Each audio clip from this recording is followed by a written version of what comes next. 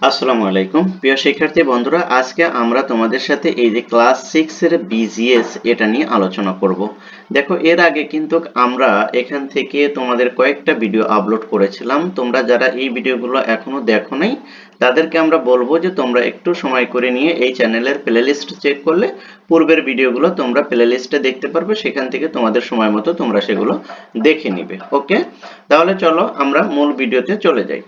তোমরা যারা এই বিজিএস এ এ প্লাস রাখতে চাও, বিশেষ করে তোমাদের প্রথম সেমিস্টার থেকেই যারা এ প্লাস রাখতে চাও, তাদেরকে আমি বলবো যে এখানে কিছু তোমাকে টেকনিক ফলো করে তোমাকে কি করতে হবে, পড়াশোনাটা চালিয়ে যেতে হবে।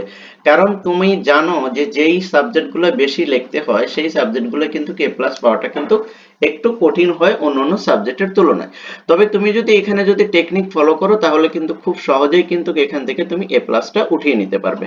আর আমরা সাধারণত এখানে আলোচনা করে থাকি টেকনিক বেসিক, আর এখানে আমরা সেই সাথে সাথে আলোচনা করে থাকি এমসিকিউ এবং তোমার এমসিকিউ অর্থাৎ বহু নির্বাচনী প্রশ্ন এবং তোমার সৃজনশীলের ক এবং খ, এই দুটা সাইটকে নিয়ে আমরা একসাথে আলোচনা করে থাকি। তুমি একটা ভিডিও দেখলেই বুঝতে পারবে যে আমরা এখানে এমসিকিউ এবং সিকিউর দুটা ক এবং খ এই দুটা নিয়ে আমরা আলোচনা করে থাকি। আর বাকি যে সৃজনশীলের গ এবং ঘ থাকবে সেটা আমরা তোমাদের সাথে পরবর্তীতে স্পেশাল ভিডিও দিয়ে সেগুলো আমরা কভারেজ দিয়ে দেব তোমাদের। ঠিক আছে, তাহলে চলো আমরা দেখব কি কি এমসিকিউ এবং সিকিউ এর সাথে সাথে আমরা সবগুলো বোঝার চেষ্টা করব একই সাথে। দেখো, পার্ট 3 ও কি 4 যেটা আর কি, সমাজ বিকাশের বিভিন্ন স্তর, শিক্ষার শিকার সংগ্রহ, তারপরে উদ্যান কৃষি ও পশুপালন সমাজ। ওকে, দেখো এই যে এই কাজটা আমি তোমাদেরকে দিয়েছিলাম, এটা তোমরা কে কে করেছো তা অবশ্যই তোমরা জানাবে, আর যদি না করে থাকো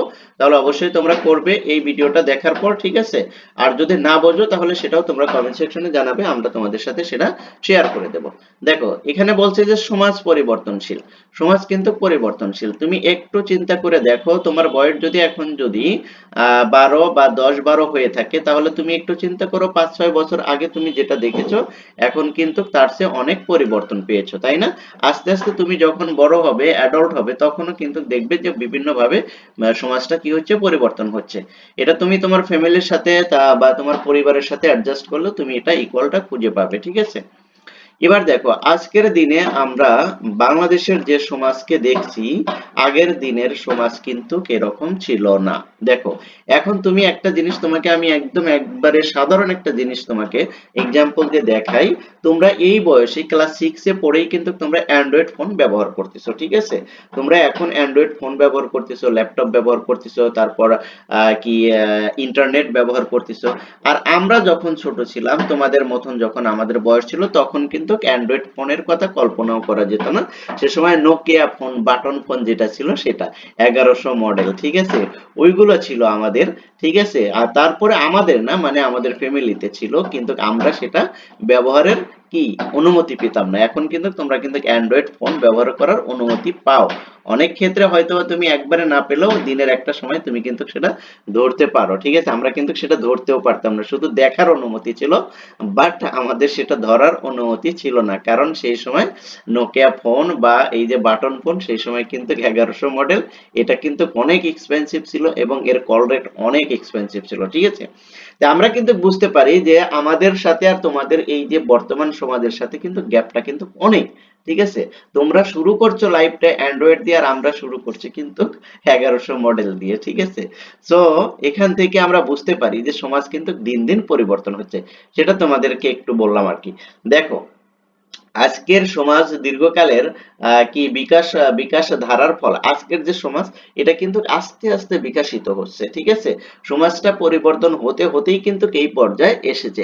একটা সময় মানুষ কিন্তু সমাজবদ্ধভাবে বসবাস করতো না, এখন কিন্তু মানুষ সমাজবদ্ধভাবে বসবাস করছে এবং একই সাথে বসবাস করছে। ওকে, সেটা তোমরা বুঝতে পারবে আস্তে আস্তে। দেখো, কালে কালে জ্ঞান বিজ্ঞানের উন্নতির ফলে পুরনো সমাজ পরিবর্তন হয়ে বর্তমানের আধুনিক সমাজ গঠিত হয়েছে। দেখো, এটা কিন্তু একদিনে এই পজিশনে আসে নাই, এটা আসতে কিন্তু অনেক সময় লেগেছে, বছরের পর বছর, কালের পর কাল, যুগের পর যুগ সময় দিয়ে কিন্তু এই পজিশনে বর্তমান সমাজটা এসে পৌঁছেছে। ভবিষ্যতে সমাজ আরো পরিবর্তন হবে। দেখো সামনে যে তোমাদের যে ভবিষ্যৎ, এখন তোমরা যারা ক্লাস 6 এ পড়ছো, তোমরা যখন অনার্স মাস্টার্স কমপ্লিট করবে দেখবে যে সেই সময় কিন্তু সমাজটা অনেকটা পরিবর্তন হয়ে গেছে, ঠিক আছে, আরো অনেক পরিবর্তন হয়ে গেছে। তারপর দেখো কালের সুদীর্ঘ যাত্রা পথে সমাজের পরিবর্তনকে 6টি ভাগে ভাগ করা যায়। দেখো সমাজের পরিবর্তনকে কয়টি ভাগে ভাগ করা যায়, এটা এমসিকিউ হবে, ঠিক আছে। সমাজের পরিবর্তনকে কয়টি ভাগে ভাগ করা যায়, কালের সুদীর্ঘ যাত্রাপথে সমাজের পরিবর্তনকে কয়টি ভাগে ভাগ করা যায়, 6টি ভাগে ভাগ করা যায়। এটা কিন্তু তোমার সৃজনশীলে কি ক নাম্বার প্রশ্ন আসতে পারে যে সমাজের পরিবর্তনকে কয়টি ভাগে ভাগ করা যায়, ঠিক আছে। এটা যেমন তোমার সৃজনশীলের কতে আসতে পারে, তেমন এটা কিন্তু আবার তোমার এমসিকিউ অর্থাৎ বহু নির্বাচনীয় প্রশ্নেও কিন্তু এটা আসতে পারে যে সমাজের পরিবর্তনকে কয়টি ভাগে ভাগ করা যায়।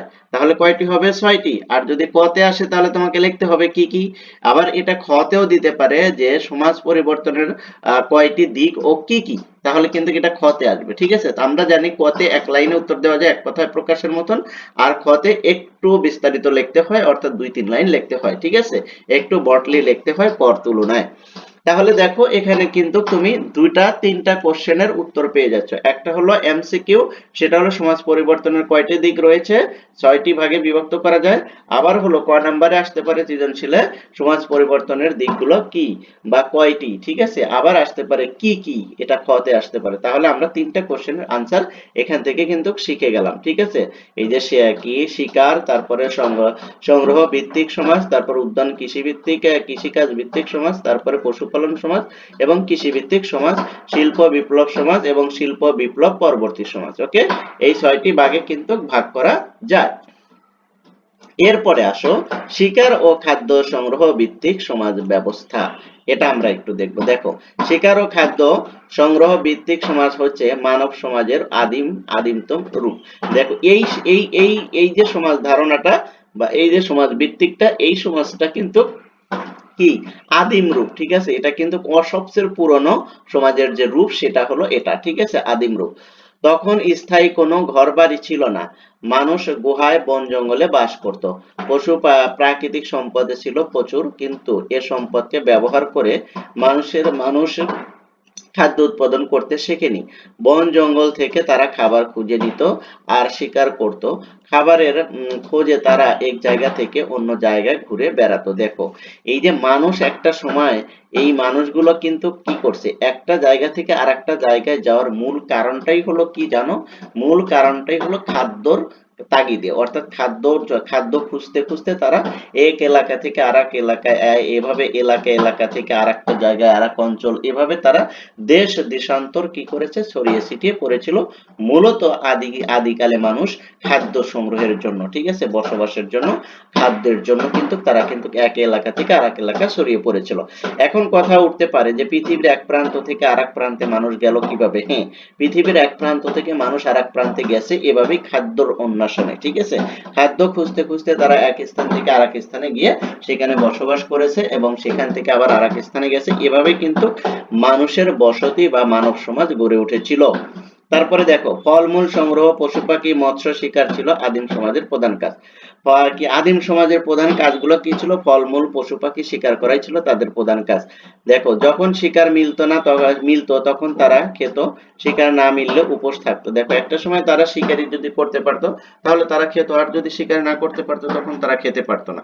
মেয়েরা ফলমূল সংগ্রহ করত আর পুরুষেরা শিকার করত। দেখো আদিমকালে মেয়েরা কি করত, আদিমকালে মেয়েরা ফলমূল সংগ্রহ করত আর পুরুষরা শিকার করত। কি শিকার করত, পশু পাখি শিকার করত, আর মেয়েরা ফলমূল, তারপর লতা পাতা, এগুলো তারা কি করত, সংগ্রহ করত, ঠিক আছে। সে সময়ই পাথরই ছিল একমাত্র হাতিয়ার।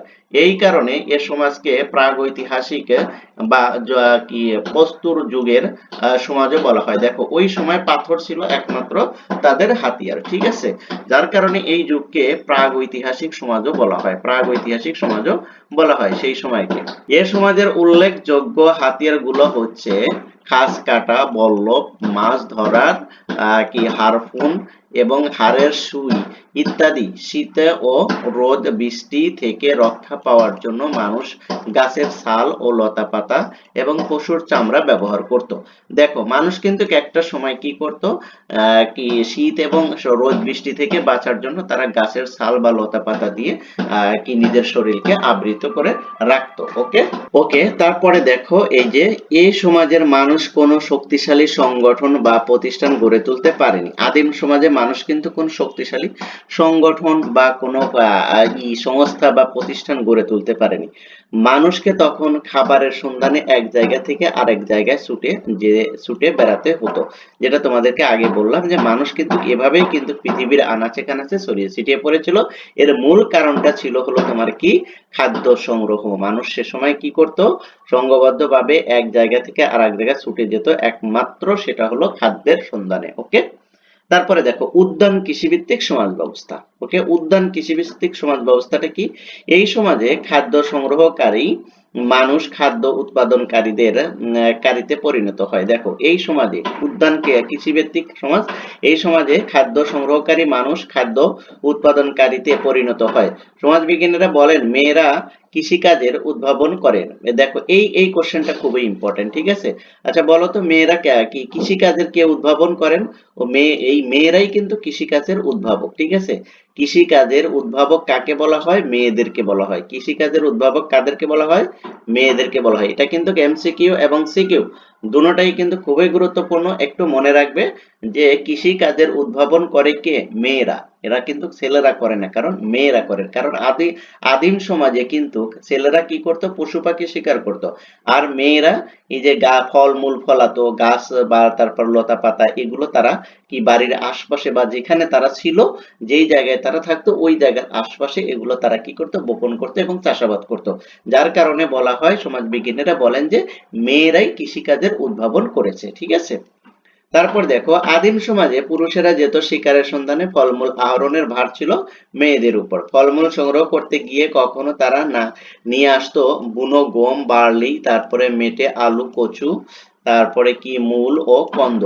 আস্থানার আশেপাশে গম বার্লি যেসব দানা পড়তো তা থেকে গজে উঠতো চারা গাছ। দেখো তারা এগুলো বিভিন্ন জায়গা থেকে কুড়িয়ে নিয়ে আসতো, তারপর যেখানে তারা বসবাস করতো ওইখানে এগুলোর দুই একটা বীজ যদি পড়ে যেত তাহলে ওখান থেকেই কিন্তু কি হয়ে যায়, একটা গাছ বা একটা জন্ম নিতে থাকে। কারণ এটা স্বাভাবিক যে যেখানে তুমি খাবা সেখানে কিন্তু দুই একটা বাদ তোমার পড়তেই পারে, তাই না?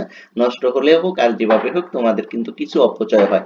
যে সেরকমই তারা যখন এক জায়গায় বসে খাবার দাবার খেত ওই সময় কিন্তু দুই একটা গাছের বীজ ওখানে পড়ার কারণে একটা সময় কি হয়ে যেত, ওখানে গাছগাছালি হয়ে যেত বা গাছ গজাইতো। চারা গজা গাছের পরে দেখা দিত শীষ বা দানা। এই ধরনের ঘটনা থেকে বীজ ছিটিয়ে খাওয়ার উপযোগী শস্য পাওয়ার ধারণা সৃষ্টি হয়। এরপর থেকে আদিম সমাজের মানুষ চিন্তা করলো যে গিরে তাহলে তো বীজ এগুলো এখানে বপন করলে আমরা এখান থেকেই খেতে পারবো।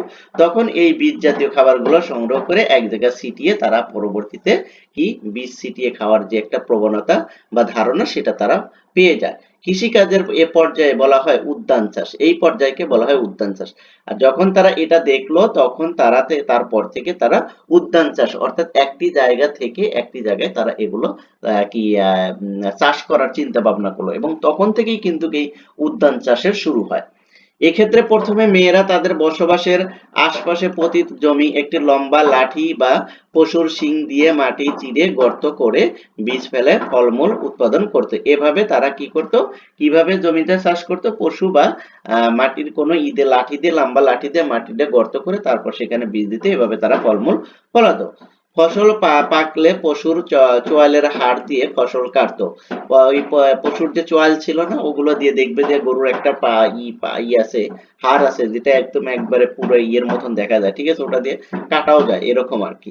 তবে প্রয়োজনে বেশি ফসল তারা উৎপাদন করেনি, প্রয়োজনের বেশি তারা ফসল উৎপাদন করেনি, যা খাইতে লাগবে তাই তারা উৎপাদন করত। এক জায়গায় বারবার এমন ফসল ফলানো যেত না বলে তাদের জীবন ছিল যাযাবর প্রকৃতির। দেখো এই যে যাযাবরের কারণেই কিন্তু পৃথিবীর বিভিন্ন আনাচে কানাচে মানুষ ছড়িয়ে ছিটিয়ে গিয়েছিল, কারণ এক জায়গায় একই ফল বারবার ফলানো যাইতো না, যার কারণে তারা একটু করে জায়গা চেঞ্জ করতো, অর্থাৎ এক এলাকায় থাকতো তারপরে আবার অন্য এলাকায় চলে যেত, ঠিক আছে, এভাবে। তো আজকে আমরা এতটুকুই আলোচনা করব, এর পরবর্তীতে আমরা তোমাদের সাথে এই যে পশুপালন নিয়ে আলোচনা করব, ঠিক আছে? পরবর্তী ভিডিও না আসা পর্যন্ত ভালো থাকো, সুস্থ থাকো। আর তুমি যদি আমার এই চ্যানেলে আজকে নতুন এসে থাকো তাহলে অবশ্যই চ্যানেলটি সাবস্ক্রাইব করে দিবে এবং পাশে থাকবে। আর ভিডিওগুলো ভালো লাগলে লাইক কমেন্ট শেয়ার করে দিও, তোমার ফ্রেন্ড সার্কেলকেও দেখার সুযোগ করে দেবে। Thank you so much. আল্লাহ হাফেজ।